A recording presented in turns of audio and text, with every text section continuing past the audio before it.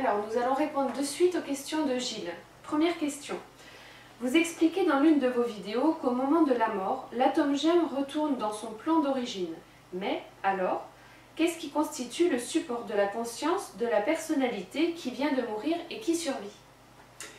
Quand je dis que l'atome germe remonte sur son plan d'origine, je veux dire simplement qu'il remonte sur le plan qui est en résonance vibratoire avec lui-même. C'est-à-dire que si l'atome germe est un Fa, ben, il retourne sur le Fa. Si c'est un Mi 2 octaves au-dessus du Do central, ben, il remonte sur la fréquence Mi 2 octaves au-dessus du Do central. Ce que je veux dire, c'est que on ne perd rien. L'atome germe, c'est nous, c'est notre essence, c'est ce que nous sommes. Donc si l'atome germe sort non pas de nous, parce qu'on n'est pas le corps, mais du corps.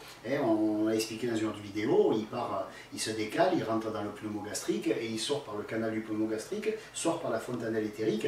Et le fait que cet atome germe qui rassemble toute notre conscience, parce qu'au moment de la mort, la conscience, elle se densifie, elle se contracte, voilà, elle se contracte, puisqu'elle s'est expansée dans la naissance, elle se contracte au niveau de l'atome germe. Donc nous, ce que nous sommes, notre personnalité, notre individualité, appelez ça ce que vous voulez, et cet atome germe. Il ne faut pas l'oublier ça. Donc cet atome germe qui va passer dans le canal du nerf vague ou du nerf pneumogastrique, c'est ce fameux couloir, cette espèce de tunnel lumineux dans lequel passent les gens qui ont fait les NDE. Il y en a qui pourraient vous le raconter, parce qu'ils ont fait ces NDE. Bon, ce canal-là, on peut le voir aussi, on ne peut pas le voir jusqu'au bout, parce que sinon on meurt. Bon. Donc, au moment de la mort, c'est pourquoi on meurt? Parce que justement, on sort de la fontanelle éthérique, et on quitte la pellicule vitale qui est autour du corps, et là c'est terminé. L'atome germe, il se dépolarise d'un coup, et il est aspiré, et il ne peut plus redescendre. Même un Jésus en personne ne pourrait pas réanimer cette personne. Tant que l'atome germe est en train de se déplacer et monter, et même peut-être quand il est dans les quelques 3-4 cm au-dessus du coronal, où il est dans l'enveloppe vitale, il est encore vitalisé et il a une polarité X. Mais dès qu'il sort de là, il se dépolarise, il prend la polarité inverse. Et à ce moment-là, il est aspiré parce qu'il a la polarité qui correspond à l'inverse du ciel, on va dire. Et hop, il part comme un malade, et il remonte tous les plans, il se met à monter en fréquence à toute vitesse, et il se stabilise généralement aux alentours du plan bouddhique. Donc ça veut dire que pendant un moment, on rentre dans la lumière, pour revenir à notre conscience à nous, on se voit arriver dans une grande lumière, et comme le savent ceux qui ont vécu ça, on ne peut pas y rester longtemps dans cette lumière. Même si on meurt, de toute façon, on est monté sur le plan bouddhique, et là on rencontre face à face cette espèce d'archange, chacun le voit à sa manière, mais en fait c'est le soi, voilà, ni plus ni moins. On voit ce soi, on lui parle, bon, il est content de nous, il n'est pas content de nous, peu importe, mais je veux dire par là qu'à ce moment-là, on est en contact avec cette espèce d'être qui est notre soi conscience, et après on redescend l'atome germe, nous redescendons sur un plan inférieur. Ça peut être l'astral supérieur, ça peut être le plan mental moyen, ça peut être le plan causal, on aurait un peu de bol parce qu'on vibrerait déjà bien haut. Mais je veux dire par là qu'il ne faut pas croire que l'atome germe s'en va, ça y est, on n'a plus d'identité, on est mort. Non, nous sommes cet atome germe. Au commencement, c'est simplement, on va dire que le soi, il a pris un bout, il a pris un atome, il a foutu dans, on va dire dans les testicules de l'homme, et un autre atome germe, il l'aura foutu dans l'ovule, dans les ovaires. Et à ce moment-là, de l'union des deux, il va se créer une troisième condition qui est une conscience personnelle. Mais à la fin, cet atome germe et d'autres atomes germes dont on n'a pas encore parlé vont repartir. C'est les fameuses 7 étoiles qui sont dans la main droite de Jésus, dans la main droite du Fils de l'homme dans l'Apocalypse. Donc je veux dire que quelques-unes de ces étoiles, et en particulier l'atome germe qui est vraiment là où s'est condensée notre conscience d'exister, cet atome germe c'est nous. Donc voilà, on nous a prêté un atome de notre Dieu, de notre Père on va dire, et cet atome il est devenu nous. Il s'est transformé en nous. C'était un support sur lequel est venu s'agglomérer autre chose que ce divin pur.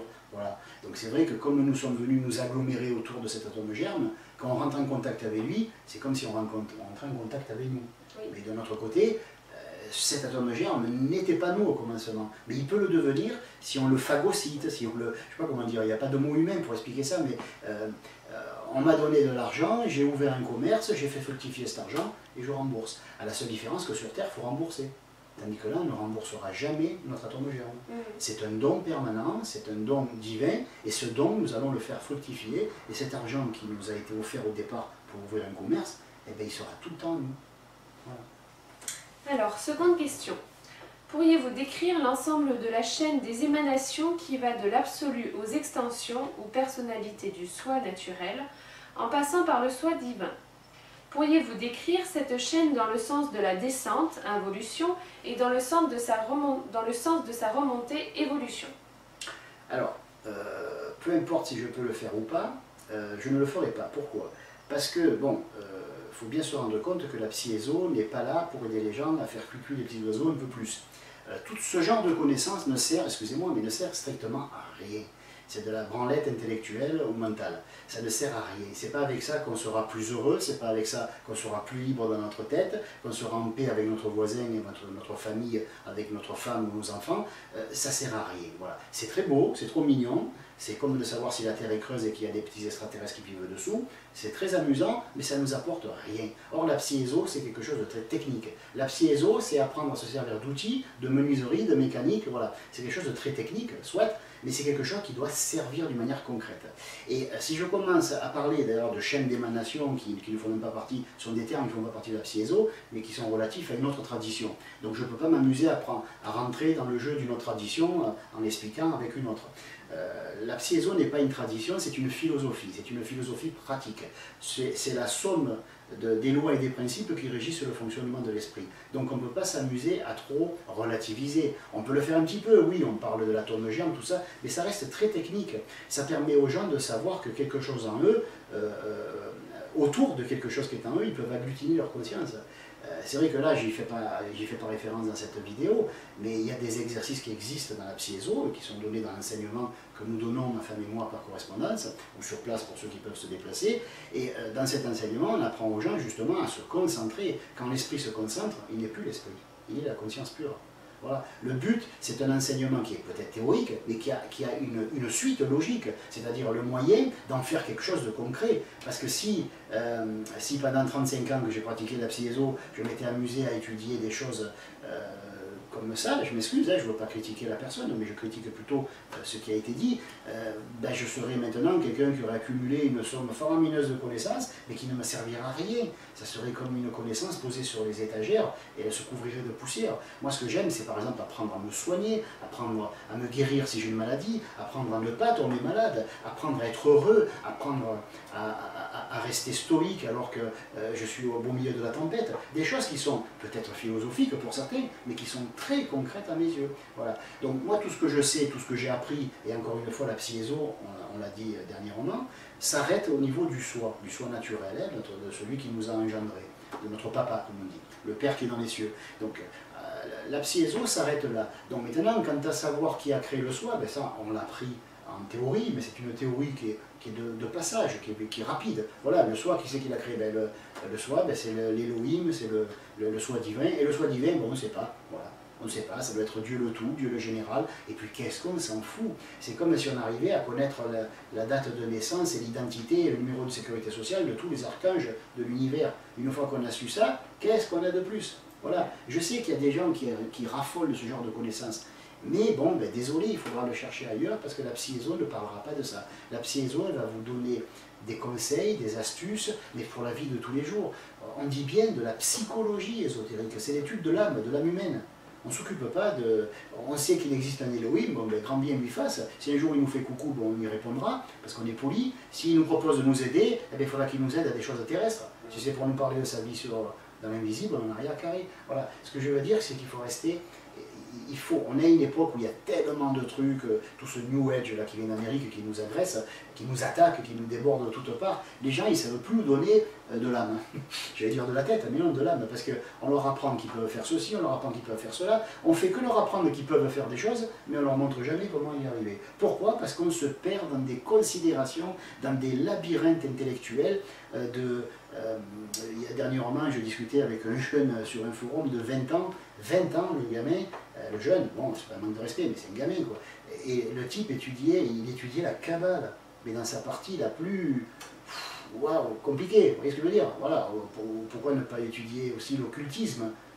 Voilà.